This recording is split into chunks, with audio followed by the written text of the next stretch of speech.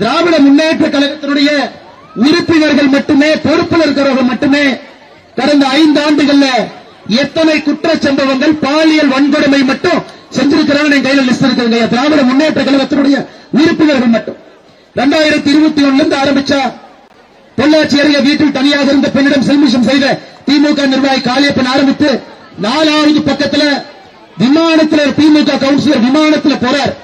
இண்டிகாவுடைய ஏர் hostess கையை பிடித்து ஒரு வாரத்திற்கு முன்பு பிடிச்சு இழுத்து மடியில் உட்கார வச்சு முத்தம் கொடுக்க போறார்.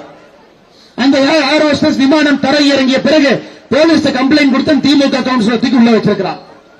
திமுக கவுன்சிலருடைய பேர் பிரபாகர். திமுகவை பொறுத்தவரை கீழே இருக்கக்கூடிய நிலத்தில் இருக்கக்கூடிய சகோதரிகள் மீதும் தப்பான முறையில் கை வைக்கிறோம். மேல பறக்கிறாங்க, அங்க இருக்கக்கூடிய விமான பணிப்பெண் மீதும் கை வைக்கிறோம். ஒரு பக்கம் இந்த தவறுக்கு காரணம் திராவிட முன்னேற்ற கழகத்தினுடைய தொண்டர்களே முன்னாடி இருந்து தப்பு பண்றாங்க. 2வது முதலமைச்சரை பொறுத்தவரை தமிழகத்திற்கு ஒரு டிஜிபி போடலிங்க. செப்டம்பர் 1ஆம் தேதி